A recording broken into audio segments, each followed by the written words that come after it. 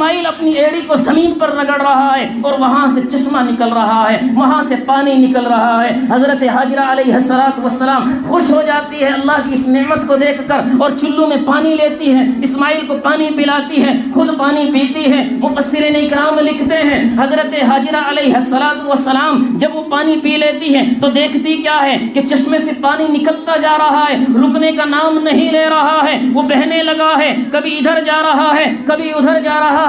حضرت ہاجرہ علیہ السلام ہاتھوں سے مٹی لاتی ہے، کنکر لاتی ہے اور اس کے چاروں طرف رکھنا شروع کرتی ہے اور پانی کو کہتی ہے زم زم زم زم، رک جا، ٹھہر جا۔ اس طرح وہ ڈول بناتی ہے، آج تک اس پانی کا نام بولو بھائی زم زم ہے، اس پانی کا نام۔ فاطمہ چاند مسجد اسلامک چینل کو سبسکرائب کرنا نہ بھولیں۔ فقال اصحاب رسول اللہ صلی اللہ علیہ وسلم یا رسول اللہ ما هذه الاضاحی؟ قال سنة ابیکم ابراہیم۔ قالوا فما لنا فيها يا رسول الله؟ قال بكل شعرة حسنة۔ قالوا فالصوف يا رسول الله؟ قال بكل شعرة من الصوف حسنة، أو كما قال عليه الصلاة والتسلیم۔ یہ فیضان نظر تھا کہ مکتب کی کرامت تھی، یہ فیضان نظر تھا کہ مکتب کی کرامت تھی، سکھلائی کس نے اسماعیل کو آداب فرزندی۔ میرے عزیز بزرگوں، اللہ تبارک و تعالی نے اپنے بندوں سے محبت کے بارے میں مختلف مقامات پر ذکر فرمایا ہے، اور اللہ تبارک و تعالی کہیں پر فرماتا ہے کہ میں نیکی کرنے والوں سے پیار کرتا ہوں، ان اللہ یحب المحسنین، اور کہیں اللہ تبارک و تعالی فرماتا ہے کہ میں توکل کرنے والوں سے پیار کرتا ہوں۔ کہیں ارشاد فرماتا ہے اللہ تبارک و تعالی کہ میں صبر کرنے والوں سے پیار کرتا ہوں۔ کہیں ارشاد فرماتا ہے کہ صدقہ کرنے والوں سے پیار کرتا ہوں۔ کہیں ارشاد فرماتا ہے کہ میں جو لوگ اپنی شرمگاہ کی حفاظت کرتے ہیں میں ان سے پیار کرتا ہوں۔ کہیں اللہ تبارک و تعالی روزے داروں سے پیار کرنے کی بات ارشاد فرماتا ہے۔ تو قرآن کریم میں جگہ جگہ اللہ تعالیٰ نے اپنی محبت کو ذکر فرمایا کہ ایسی ایسی علامات جن کے اندر ہوتی ہے میں ان لوگوں سے پیار کرتا ہوں۔ لیکن جب باری آتی ہے کہ بندہ اپنے رب سے محبت کرے تو وہ کیسی کرے، اس کی محبت کا معیار کیا ہونا چاہیے، تو اسے اللہ تعالیٰ نے پورے قرآن کریم میں صرف ایک جگہ ارشاد فرمایا۔ ارشاد فرمایا کہ جس طرح بت پرست اپنے بتوں سے محبت کرتے ہیں اپنے خالق سمجھ کر، بتوں کی پوجا کرنے والے بتوں سے محبت کرتے ہیں، الذین یحبونہم، جیسے وہ لوگ اپنے معبودوں سے محبت کرتے ہیں، تو یہ لوگ اسی طرح اپنے رب سے محبت کرتے ہیں، اور ایمان والے۔ تو ظاہر سی بات ہے جسے خالق مان لیا جائے، جسے معبود مان لیا جائے، اس سے محبت کرنی ضروری ہے۔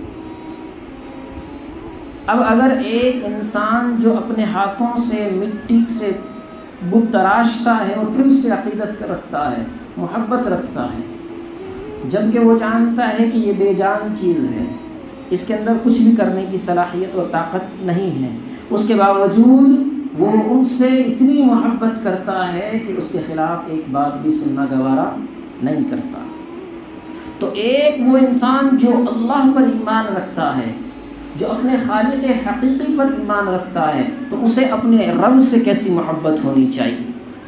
جی اللہ تبارک و تعالیٰ ارشاد فرماتے ہیں والذین آمنوا اشد حبا للہ، کہ اللہ سے محبت بے انتہا کرو، ایسی محبت جیسے کسی نے کسی سے نہیں کی ہو۔ یہ بت پرست دور کی بات ہے، کسی مجنون نے لیلا سے، کسی ہیر نے رانجھے سے، اور کسی دنیا میں کسی انسان نے کسی سے، یہاں تک کہ ماں نے بھی اپنی اولاد سے ایسی محبت نہ کی ہو، ایسی اپنے رب سے محبت کرو۔ اللہ تعالیٰ اس محبت کا تقاضا کرتا ہے والذین آمنوا اشد حبا للہ۔ پھر کیا ہوا کہ جن لوگوں نے اللہ پر یقین رکھا تو انہوں نے پھر اس طرح کی محبت کر کے دکھائی ہے، اپنے رب سے سچی محبت، اپنے رب سے سچا عشق کر کے دکھایا ہے۔ اپنے رب کی محبت میں نہیں دیکھا کہ سامنے سمندر ہے، بس کود گیا موسیٰ۔ جی اپنے رب کی محبت میں نہیں دیکھا کہ یہ آگ ہے تجھے جلا کر خاک کر دے گی، نہیں بس کود گیا ابراہیم۔ اپنے رب کی محبت میں نہیں دیکھا کہ یہ مچھلی ہے، یہ سمندر ہے تجھے کھا جائے گا، لیکن نہیں، اپنے رب کی محبت میں وہ کود گیا یونس۔ اور یہی نہیں، رب کی محبت میں یہ ہوا کہ اس کائنات میں رہنے والی ہر شے نے دیکھا کہ لوگوں نے پیٹ پر پتھر باندھے ہیں، لیکن رب کی محبت کو عروج بخشا ہے، اپنے رب سے عشق کر کے دکھایا ہے کہ 313 ہے، 1000 سے ٹکر لی ہے، کس بنیاد پر؟ اللہ سے محبت کی بنیاد پر۔ 3000 ہے، سامنے 10,000 کا لشکر ہے، بھیڑ گئے، کس بنیاد پر؟ دل میں اللہ کی محبت کی بنیاد پر۔ کئی روز فاقے کیے، خندقیں کھودی اللہ کی محبت نے، بچوں کو یتیم کرا دیا، اس لیے اللہ کی محبت میں۔ دنیا نے دیکھا کہ لوگوں نے اللہ کی محبت میں کربلا کے میدان میں پورے خاندان کو ذبح کر دیا، لیکن اللہ کی محبت اور اللہ کا عشق کم نہیں ہونے دیا۔ جی ہاں، بڑا مشکل ہے محبت کی کہانی لکھنا، جیسے پانی سے پانی پر پانی لکھنا۔ بڑے کہتے پھرتے ہیں ہم عاشق رسول ہیں، ہم خدا سے محبت کرتے ہیں، دعوے لمبے لمبے ہیں، ثبوت نہیں ہے۔ اللہ سے محبت کا ثبوت دو۔ اللہ جب کسی سے محبت کرتا ہے تو اس کے لیے راستے آسان کر دیتا ہے۔ بندہ جب اللہ سے محبت کرتا ہے تو اس کے لیے مشکلیں کھڑی ہو جاتی ہیں، کیونکہ وہی اس کا امتحان ہے، وہی اس کا ہاں۔ تو اللہ کی محبت، اللہ سے عشق بے پناہ ہونا چاہیے۔ کتنا ہونا چاہیے کہ انسان کو اللہ کی محبت کے سامنے نہ اولاد محبوب ہو، نہ والدین محبوب ہو، نہ دنیا کی کوئی بھی شے محبوب ہو۔ جب اللہ کا حکم ہو تو اللہ کے حکم کے سامنے نہ والدین دیکھے جائیں گے، نہ اولاد دیکھی جائے گی، نہ دنیا کی کوئی شے دیکھی جائے گی، صرف اللہ کا حکم ادا کیا جائے گا۔ اللہ سے ایسا عشق کیا ہے، اللہ سے ایسا عشق کیا ہے۔ اللہ تبارک و تعالیٰ سے ایسا عشق کر کے دکھایا آج سے 4,500 سال پہلے۔ اللہ سے عشق و محبت کی داستان زمین کا ریزہ ریزہ چیخ و پکار کر بتا رہا ہے کہ اللہ سے ایسے عشق کیا جاتا ہے، اللہ سے محبت ایسے کی جاتی ہے۔ جب اللہ سے محبت کی جاتی ہے تو زمین کا سینہ پھٹتا ہے، پانی نکل کر آ جاتا ہے۔ جب اللہ سے محبت کی جاتی ہے تو چھری بے نام ہو جاتی ہے، چھری چلنے نہیں پاتی۔ اللہ کی محبت اور اللہ سے عشق یہ ہوتا ہے۔ لیکن ہماری محبت اللہ سے ہم کتنی محبت کرتے ہیں کہ ہماری محبت اللہ سے اتنی ہے کہ گھر سے مسجد تک نہیں آنے دیتی ہے جی. ہمارا عشق خدا سے اتنا ہے کہ 8 دن اسی کے نام پر کھاتے رہتے ہیں، 24 گھنٹے اس کے نام پر کھاتے پھرتے ہیں، لیکن اس کے گھر میں آ کر سجدہ نہیں کر سکتے. یہ ہمارا عشق ہے اللہ سے ہے جی، یہ ہماری محبت ہے. اللہ سے محبت ابراہیم نے، ابراہیم کی اولاد اسماعیل نے، ابراہیم کی بیوی ہاجرہ علیہ السلام نے کر کے دکھائی کہ عشق خدا یہ ہوتا ہے. 4500 سال پہلے ابراہیم علیہ السلام پکار رہے ہیں رب ہب لی من الصالحین، پروردگار مجھے نیک اولاد عطا کر دے. پروردگار مجھے نیک اولاد عطا کر دے. اولاد ہو جائے نیک نہ ہو وہ کسی کام کی نہیں ہوتی. اولاد انسان کے لیے نعمت بھی ہے اور آزمائش بھی ہے. نعمت بھی ہے، اگر وہ نیک نکل آئے تو وہ جنت لے جا سکتی ہے، اور اگر وہی بدبخت بد کردار نکل آئے تو وہ جہنم بھی لے جا سکتی جی. انسان پورے دن کماتا ہے کس کے لیے؟ اولاد کے لیے. حلال حرام کی پرواہ نہیں کرتا، بس اسے یہ فکر ہوتی ہے کہ مجھے شام تک اپنی اولاد کے حلق سے پیٹ میں لقمہ اتارنا ہے، وہ کسی طرح بھی کما کر لے جائے. تو اولاد اگر بدبخت نکل آئی تو جہنم تک لے جائے گی. اس کے لیے حرام کما کر لے جاؤ گے اور وہ حرام کھلاؤ گے، وہ تو ظاہر سی بات ہے بد کردار بنے گا. اور نیک اولاد اگر ہو جائے جی ہاں، پھر وہ اس کو جنت تک لے جاتی ہے.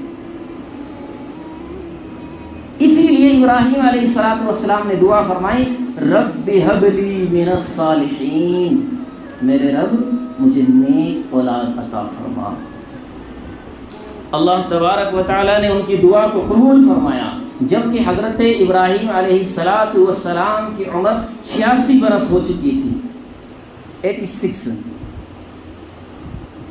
اس وقت اللہ تعالیٰ نے حضرت ابراہیم کو اولاد عطا فرمائی اور ارشاد فرمایا فبشرناہ بغلام حلیم، کہ ہم نے ان کو یعنی ابراہیم کو ایک بردبار بچے کی بشارت دی. حلیم بردبار، بڑی بڑی مصیبتوں کو جھیلنے والا، برداشت کرنے والا، جس کے اندر برداشت کرنے کا مادہ ہو، تحمل کرنے کا مادہ ہو، اسے حلیم کہتے ہیں. قرآن کریم کی یہ آیت یہاں یہ بتلا رہی ہے کہ جب اللہ فرما رہے ہیں فبشرناہ بغلام حلیم، کہ ہم نے ان کو ایسا بچہ جو بردبار ہوگا اس کی بشارت دی ہے. مطلب یہ ہے کہ اس کا امتحان ہونا ہے کہ یہ کتنا بردبار ہے، اس کے اندر کتنا برداشت کرنے کا مادہ ہے، اس کا امتحان ہونا ہے جی. 86 برس کی عمر میں حضرت ابراہیم کو اللہ تبارک و تعالیٰ نے اولاد عطا فرمائی. تو بتائیے ایسی عمر میں اولاد کتنی محبوب ہوتی ہے جی، کتنی پیاری ہوتی ہے. اللہ تبارک و تعالیٰ نے حکم فرمایا ابراہیم کو کہ اپنی بیوی کو اور اپنے بچے کو لے کر نکل جاؤ، فلسطین سے نکل جاؤ.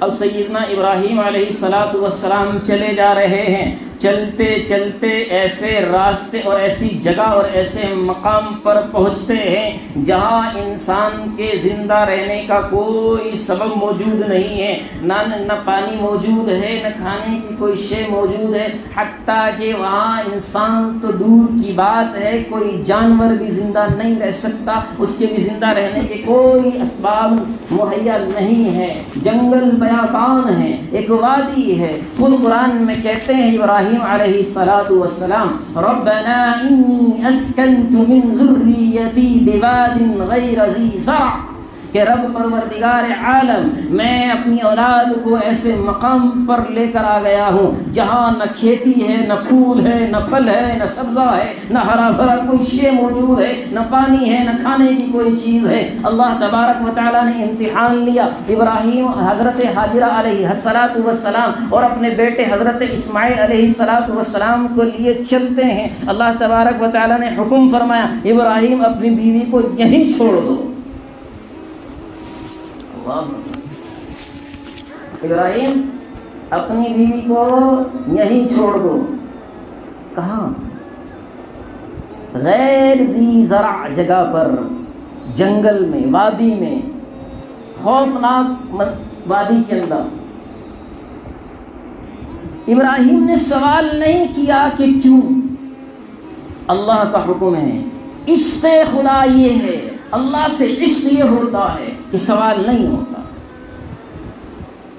ابراہیم علیہ السلام نے اپنی بیوی کو چھوڑا، بچے کو چھوڑا اور چلنے لگے۔ حضرت حاجرہ علیہ السلام دیکھتی ہے کہ ابھی اتنی دور سے فلسطین سے چل کر کے آ رہے ہیں، کئی روز سے چل کر کے یہاں پہنچے ہیں، اور یہاں ہمیں کہاں جنگل بیابان میں چھوڑ کر جا رہے ہو؟ یعنی کہ ایسا کیا ہو گیا، میری کون سی خطا ہے جس کی وجہ سے تم مجھے یہاں چھوڑ کر جا رہے ہو؟ کون سی غلطی ہو گئی ہے، مجھ سے کون سا جرم ہو گیا جو مجھے اور میرے بچے کو یہاں جنگل و بیابان میں چھوڑ کر جا رہے ہو؟ ابراہیم بتاؤ تو ذرا۔ لیکن اللہ تبارک و تعالیٰ نے ابراہیم کو حکم دیا کہ زبان نہیں کھولنی ہے۔ حضرت ابراہیم علیہ السلام زبان سے نہیں کہہ پا رہے ہیں، لیکن حضرت حاجرہ پلہ اور دامن پکڑ رہی ہے، پوچھ رہی ہے ابراہیم بتاؤ تو ذرا، ایسا کیوں کر رہے ہو ہمارے ساتھ؟ ہم نے کون سی خطا کی ہے، کون سا جرم کیا ہے؟ ہمیں کیوں اس بیابان وادی میں بھٹکنے کے لیے، برباد اور ہلاک ہونے کے لیے چھوڑ رہے ہو؟ لیکن حضرت ابراہیم کوئی کلام نہیں کرتے، کوئی بات نہیں کرتے۔ حضرت حاجرہ چونکہ نبی کی بیوی ہے، سوچ بھی اعلیٰ ہوتی ہے، وہ سمجھ گئی ہے کہ کہیں اللہ تبارک و تعالیٰ نے ان کو ایسا کرنے کا حکم تو نہیں دیا۔ فوراً پوچھتی ہے کیا اللہ نے ہمیں یہاں چھوڑنے کا حکم دیا ہے؟ ابراہیم علیہ السلام اشارے سے کہتے ہیں کہ ہاں، یعنی زبان سے نہیں، اشارے سے گردن سے کہتے ہیں کہ ہاں۔ پھر کہتے ہیں ایمان دیکھو حاجرہ کا، ایمان اور صبر دیکھو حاجرہ کا، وہ دیکھو اس نبی کی بیوی کا ایمان، جو نبی کی ماں ہے، اسماعیل کی ماں ہے، اس کے ایمان کا، اللہ پر یقین کا، اللہ پر توکل و بھروسے کا معیار دیکھو۔ کہتی ہے ان اللہ لا یضیعنا، تو جاؤ پھر اب ہمیں اللہ کبھی بھی ہلاک اور برباد نہیں کرے گا۔ جس رب نے ہمیں اس وادی میں بھٹکنے کا حکم دے دیا ہے، وہ رب ہمیں یہاں پر ہلاک اور برباد ہونے کے لیے نہیں چھوڑے گا۔ یہ ایمان ہے اللہ پر، یہ اللہ پر توکل ہے۔ یہ معیار ہر انسان کو حاصل نہیں ہوتا، توکل کا، اللہ کی ذات پر بھروسے کا معیار ہر انسان کو حاصل نہیں ہوتا اتنا بلند جتنا حضرت حاجرہ کو حاصل ہے۔ اللہ اکبر کبیرہ۔ ابراہیم علیہ السلام چلتے ہیں، اپنے حاجرہ کو چھوڑ دیتے ہیں، اسماعیل ذبیح اللہ کو چھوڑ دیتے ہیں، اور ہاتھ اٹھا کر کے دعائیں کرتے ہیں، آنکھوں سے آنسو جاری ہے، اور پروردگار عالم کے دربار میں ہاتھ بلند کیے ہوئے ہیں۔ ربنا انی اسکنت من ذریتی بواد غیر ذی زرع عند بیتک المحرم، مجھے بتاؤ تو ذرا، میں آپ سے بار بار عرض کر رہا ہوں کہ ایسی جگہ چھوڑ کر جا رہے ہیں جہاں انسان تو کیا کوئی جانور بھی زندہ نہیں رہ سکتا، کوئی گھر، کوئی مکان نہیں ہے، کوئی بستی موجود نہیں ہے، لیکن اس وقت ابراہیم کہہ رہے ہیں پروردگار میں اپنی بیوی کو، اپنی اولاد کو ایسی جگہ چھوڑ کر جا رہا ہوں عند بیتک المحرم، جہاں تیرا پاکیزہ گھر بنے گا۔ پروردگار عالم میں تجھے اپنے اولاد کو غیر ذی زرع جگہ پر چھوڑ کر جا رہا ہوں، لیکن میں تجھ سے دعا مانگتا ہوں پروردگار اجعل افئدتهم من الناس تهوی الیہم وارزقهم من الثمرات۔ میں اس آیت کے ایک ایک جز کو، ایک ایک لفظ کے معنی کو تفسیر کرنے کے بجائے میں آپ کو صرف ایک سجیشن دینا چاہوں گا، اور وہ یہ ہے کہ اگر آپ یہ چاہتے ہیں کہ اس آیت کی تفسیر کیا ہے، اس آیت میں اللہ کیا فرما رہے ہیں، تو میں یہ کہتا ہوں جاؤ سارے کے سارے آج مکہ کی زمین پر کھڑے ہو کر، اس زمین پر کھڑے ہو کر کے دیکھو جہاں قرآن کی آیت یہ بتا رہی ہے کہ یہ حکم کہا ہے، یہ دعا مانگی گئی ہے۔ ابراہیم نے 4,500 سال پہلے رب سے مانگا اجعل افئدتہم من الناس، پروردگار لوگوں کے دلوں کو اس طرف مائل کر دے، لوگوں کے دلوں کو اس طرف جھکا دے، میں اپنی اولاد کو یہاں چھوڑ کر جا رہا ہوں، میری اولاد در در نہ بھٹکے، بلکہ دنیا کا ہر انسان جو تیری ذات پر یقین رکھتا ہے وہ وہاں سے بھٹکتا ہوا لبیک اللہم لبیک لا شریک لک لبیک ان الحمد والنعمت لک والملک، دور دراز سے چیختا اور پکارتا بھٹکتا ہوا میرے اولاد کے دربار میں آئے گا۔ پروردگار اس کو ایسا بنا دے، کیسا بنا دے کہ ہر مسلمان جو تیری ذات پر یقین رکھتا ہے، ہر ایسا مسلمان جس کو تو نے دولت سے نوازا ہے، پروردگار ان کے دلوں میں میری اولاد کی یہ محبت ڈال دے کہ وہ اپنے گھروں سے چھوڑ کر، اپنی اولاد کو چھوڑ کر، اپنی بیوی بچوں کو چھوڑ کر، اپنے وطن کو چھوڑ کر کے میرے اس اولاد کے مقام پر آیا کرے۔ کب کہا جا رہا ہے؟ اب سے 4,500 سال پہلے، جہاں ہاجرہ ہے اور اسماعیل ہے، تیسرا کوئی بندہ نہیں ہے۔ وہاں ابراہیم دعا کر رہے ہیں اجعل افئدتہم من الناس الیک۔ تصور کر سکتا ہے کوئی انسان کہ اس جگہ کو ایسا بنا دیا جائے کہ لوگ یہاں آئیں؟ دیکھو ذرا، وہ مقام آج وہ ہے کہ جہاں پر ہر سال کم و بیش 70 یا 80 لاکھ لوگ جاتے ہیں۔ جی ہاں، ہر سال 70 سے 80 لاکھ کے درمیان لوگ اس مقام پر جاتے ہیں۔ 4,500 سال پہلے دعا کی گئی تھی۔ رب کے عشق میں جھوم کر، رب سے محبت کر کے اگر مانگو گے تو اللہ تعالیٰ ایک ایک لفظ کو قبول کر لیتا ہے۔ کیا دعا فرمائی کہ لوگوں کو اس طرف مائل کر دے۔ پورے سال لوگ عمرہ کرنے جاتے ہیں، پورے سال اس مہینے میں لوگ حج کرنے جاتے ہیں۔ کہاں جاتے ہیں؟ وہ وہی جگہ ہے جہاں ابراہیم نے اسماعیل اور ہاجرہ کو چھوڑا تھا، جس کا نام مکہ ہے۔ جس کا نام کیا ہے بھائی؟ مکہ ہے۔ دعا کیا فرما رہے ہیں ابراہیم؟ وَارْزُقْهُم مِّنَ الثَّمَرَاتِ، پروردگار ان کو رزق عطا فرما۔ کس کا؟ پھلوں کا۔ کہاں کہا جا رہا ہے؟ جہاں انسان کے زندہ رہنے کے لیے کوئی چیز موجود نہیں ہے، وہاں ابراہیم ان ہاتھوں کو اٹھا کر دعا کر رہے ہیں پروردگار عالم وارزقہم من الثمرات، میری اس اولاد کو اتنا رزق دے، طرح طرح کے پھل عطا فرما۔ آج جا کر دیکھیں آپ، دنیا کے کسی کونے میں جو پھل پیدا ہوتا ہے، ہو سکتا ہے سیزن آؤٹ ہونے کے بعد، سیزن ختم ہونے کے بعد وہ پھل وہاں ختم ہو جائے، لیکن مکہ المکرمہ پورے یونیورسل میں ایک ایسا شہر ہے کہ جہاں پر وہ پھل کبھی ختم نہیں ہوتا۔ آپ کے یہاں کیا ہوتا ہے جی؟ ناریل ہوتا ہے، ہاں، سپاری ہوتی ہے، کلنگڑا ہوتا ہے، یہ سارے پھل یہاں سیزن آؤٹ ہوتے ہی ختم ہو جاتے ہیں۔ آپ کے شہر میں پھر نظر نہیں آتا دور دور تک، ہے جی؟ انڈیا میں جو پھل ہوتے ہیں، پاکستان میں جو پھل ہوتے ہیں، ازبکستان میں، قزاقستان میں، افغانستان میں، دنیا کے جس ملکوں میں جہاں جو پھل ہوتے ہیں، سیزن آؤٹ ہونے کے بعد وہ نظر نہیں آتے، لیکن شہر مکہ وہ ہے جہاں اس دنیا کے ہر کونے کا ہر پھل موجود ہے۔ یہ کیا ہے؟ یہ اللہ سے عشق کی علامت ہے، اللہ سے محبت میں مانگی گئی دعا ہے۔ ہم کیا مانگتے ہیں اپنی اولاد کے لیے؟ ہے جی، اولاً تو توفیق ہی نہیں ہوتی ہاتھ اٹھا کے اپنی اولاد کے لیے دعا مانگ لیں، یہ توفیق ہی نہیں ہوتی، سوچتے ہی نہیں، لوگوں سے سفارشیں کرائیں گے، ہے جی، ہاں، لوگوں سے سفارش کرائیں گے کہ میرے بچے کو اچھے مارکس دلا دیے جائیں، پاس کرا دیے جائیں، لیکن رب سے کبھی نہیں مانگیں گے ہاتھ اٹھا کر کے۔ ابراہیم 4,500 سال پہلے کھلے ہوئے میدان میں رب سے مانگ رہے ہیں وَارْزُقْهُم مِّنَ الثَّمَرَاتِ، پروردگار ان کو پھل عطا کر، ان کو روزی عطا کر، لَعَلَّهُمْ يَشْكُرُونَ، تاکہ یہ لوگ تیرا شکر ادا کریں، تاکہ یہ لوگ تیرا شکر ادا کریں۔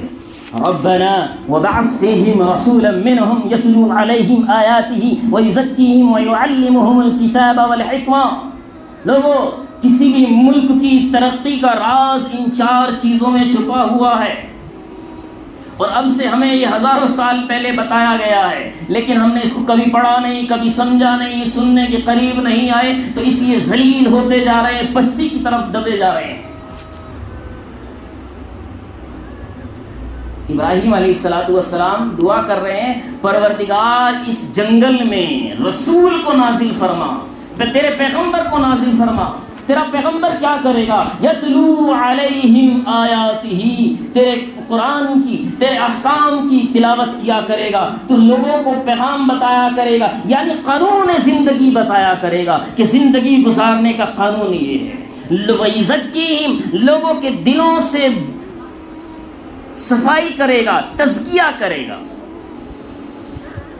ہمارے یہاں کیا ہوتا ہے جی؟ بڑے عبادت گزار ہیں لیکن دل کے اندر کینہ بھرا پڑا ہے، بغض ہے۔ 2 بھائی مسجد میں ایک ساتھ بیٹھے ہوئے ہیں، اتنے قریب بیٹھے ہوئے ہیں کہ تیسرا کوئی نہیں آ سکتا، لیکن دلوں کے اندر جدائی کی اتنی ہے کہ پوری دنیا کی نفرت ان کے دلوں کے اندر بھری پڑی ہے۔ جی ہاں، وَيُزَكِّيهِمْ، قانون حیات معلوم ہو، دلوں میں محبت موجود ہو، ایجوکیشن ہو۔ 4000 سال پہلے بتایا جا رہا ہے، کسی بھی شہر، کسی بھی ملک کو ترقی دینی ہے تو ایجوکیٹڈ ہونا ضروری ہے، تعلیم یافتہ ہونا ضروری ہے۔ فرمایا کہ جس قوم کو برباد کرنا چاہتے ہو اس قوم پر توپ اور بم بارود نہ ڈالو، اس قوم سے قلم چھین لو، وہ خود برباد ہو جائے گی اپنی جہالت میں۔ انہیں جاہل بنا دو، تعلیم سے دور کر دو، وہ سب آپس میں جہالت کی بنیاد پر لڑ کر مر کر ختم ہو جائیں گے۔ کیا ہو رہا ہے آج؟ یہی ہو رہا ہے۔ علم سے دوری کیا کر رہی ہے بھائی؟ بھائی بھائی کو دشمن بنا رہی ہے۔ تعلیم دی گئی ہے، وہ شہر مکہ بنا۔ اب یہاں یہ ہوتا ہے کہ ابراہیم چلے جا رہے ہیں، اللہ تبارک و تعالیٰ نے امتحان یہاں پر ختم نہیں کیا بلکہ امتحان چل رہا ہے، بدستور چل رہا ہے۔ ادھر دیکھتے کیا ہے کہ 3 روز گزر گئے ہیں تو حضرت حاجرہ علیہ السلام کے پاس جو کھانے کی چیزیں موجود تھی وہ سب ختم ہو گئی ہے۔ اسماعیل پاس میں ہے، گود کا بچہ ہے، شیرخوار بچہ ہے، دودھ پینے والا بچہ ہے، تو دیکھتی کیا ہے کہ اب پانی بھی ختم ہو چکا ہے، اب پھل بھی ختم ہو چکے ہیں، مشکیزے میں کوئی ایک قطرہ بھی باقی نہیں پانی کا رہا ہے۔ اب بچہ پانی کی بلبلاہٹ سے رو رہا ہے کیونکہ ماں کے پاس پانی نہیں ہے، کھانے کی کوئی چیز موجود نہیں، جسم کے اندر انرجی ہوگی تو دودھ اترے، دودھ بھی نہیں آ رہا ہے۔ اب بچے کو پیاس لگی ہوئی ہے۔ میرے معزز دوستو بتاؤ ذرا وہ کون ہے جو رو رہا ہے؟ وہ نبی ہے جو رو رہا ہے۔ وہ جو دودھ پلانے والی وہ کون ہے؟ وہ نبی کی ماں ہے، وہ نبی کی بیوی ہے، ابراہیم کی بیوی ہے، اسماعیل کی ماں ہے۔ وہ کیا کر رہی ہے؟ اپنے بچے کو روتے ہوئے بلبلاتے ہوئے ایک ماں دیکھ رہی ہے، لیکن کرے تو کیا کرے؟ پینے کے لیے کوئی چیز موجود نہیں ہے، جنگل ہے، بیابان ہے، وادی ہے، کنکریلی پتھریلی زمین ہے، پانی بھی دور دور تک نظر نہیں آتا ہے۔ حضرت حاجرہ سے اپنے بچے کی بلبلاہٹ کو دیکھا نہیں جاتا، تو حضرت حاجرہ علیہ السلام ایک پہاڑی نظر آتی ہے کہ اس پر شاید کہیں پانی ہو۔ حضرت حاجرہ اس پہاڑی پر چڑھتی ہے، جاتی ہے، پانی تلاش کرتی ہے، لیکن وہ بچہ وہاں بلا رہا ہوتا ہے، وہاں پانی نظر نہیں آتا ہے۔ وہاں سے واپس آتی ہے، جب میانہ درمیانہ سڑک پر راستے پر آتی ہے تو دوڑ کر چلتی ہے، اپنے بچے کے قریب جاتی ہے تو پھر بچہ رو رہا ہوتا ہے، رونا برداشت نہیں ہوتا، پھر ادھر پہاڑی پر جاتی ہے۔ قرآن نے اس ادا کو محفوظ کیا ہے، قرآن نے شعائر اسلام میں سے ان پہاڑیوں کو قرار دیا۔ قرآن کہتا ہے ان الصفا والمروہ من شعائر اللہ، کہ یہ صفا پہاڑی ہے، یہ مروہ پہاڑی ہے، یہ اسلامی شعار میں سے ہے۔ جیسے یہ مسجد اسلامی شعار میں سے ہے، جیسے اس مسجدوں کی عبادت ہر مسلمان کے ذمہ ہے، جیسے اس ہر جو مدرسہ بنا دیا گیا ہے جس میں اللہ کے کتاب کی، اللہ کے دین کی تعلیم ہوتی ہو، اس کی کیا حفاظت ہر مسلمان کے ذمہ ہے، ایسے ہی وہ صفا پہاڑی ایسے ہی وہ مروہ پہاڑی وہ اسلام کے شعائر میں سے ہے. اب قیامت تک آنے والے ہر مسلمان کی ذمہ داری ہے کہ وہ اس کی حفاظت کرے. اللہ تبارک و تعالیٰ نے اس صفا پہاڑی کو, اس مروہ پہاڑی کو قرآن کریم کے اندر اتنے خوبصورت انداز میں بیان فرمایا ان الصفا والمروہ من شعائر اللہ, کہ یہ صفا پہاڑی اور مروہ پہاڑی اللہ کے شعائر میں سے ہے. اللہ اکبر کبیرہ. حضرت حاجرہ کبھی صفا پہاڑی پر جا رہی ہے, کبھی مروہ پہاڑی پر جا رہی ہے, لیکن پانی نہیں آ رہا ہے. وہ لوگوں کس پر نہیں ہے پانی؟ اللہ کے نبی پر پانی نہیں ہے, شیرخوار بچے کے پاس پانی نہیں ہے. وہ ہے جو اس دنیا میں بڑا ہو کر کے نبی بننے والا ہے, جسے اللہ اپنا خلیل بنا چکا ہے, اس کی اولاد پر پانی نہیں ہے. 3 روز ہو گئے ہیں, کوئی قطرہ حلق سے نہیں اتر رہا ہے, کیونکہ نہ صفا پہاڑی میں نظر آتا ہے نہ مروہ پہاڑی میں نظر آتا ہے. جب ایک منظر یہ ہوتا ہے کہ حاجرہ صفا پہاڑی پر ہے اور وہاں دیکھتی ہے کہ میرے بچے کے رونے کی آواز نہیں آ رہی ہے, حاجرہ وہاں سے دوڑی ہوئی آتی ہے, آ کر کے دیکھتی ہے کہ بچہ ہنس رہا ہے, بچہ کھلکھلا رہا ہے, بچہ خاموش ہو گیا. دیکھتی کیا ہے کہ ہوا کیا ہے کہ کہیں اسے پیاس کی شدت نے موت تو طاری نہیں کر دی ہے, لیکن جا کر دیکھتی کیا ہے کہ اسماعیل ہے.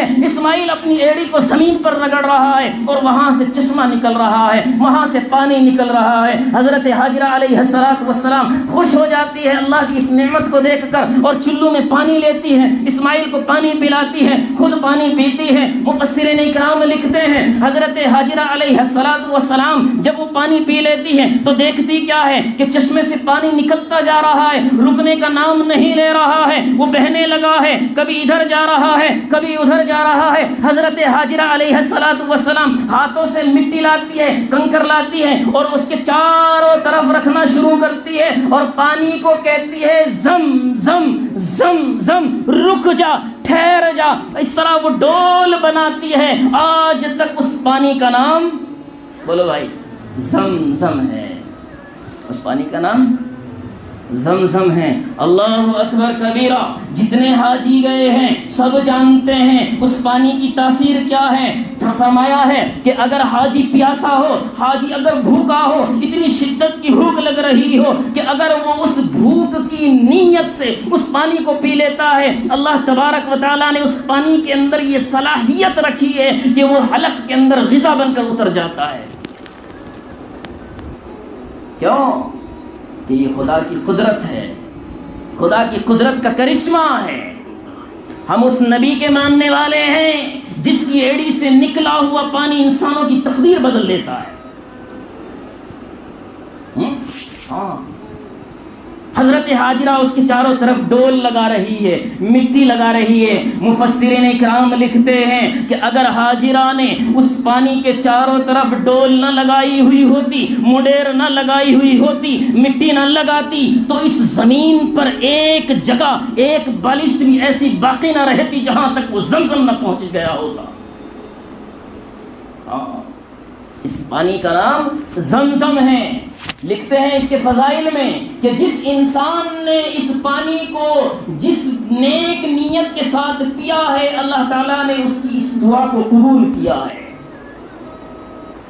دنیا میں کتنا بھی قیمتی پانی ہو, اس کی سنت یہ ہے کہ بیٹھ کر پیا جائے.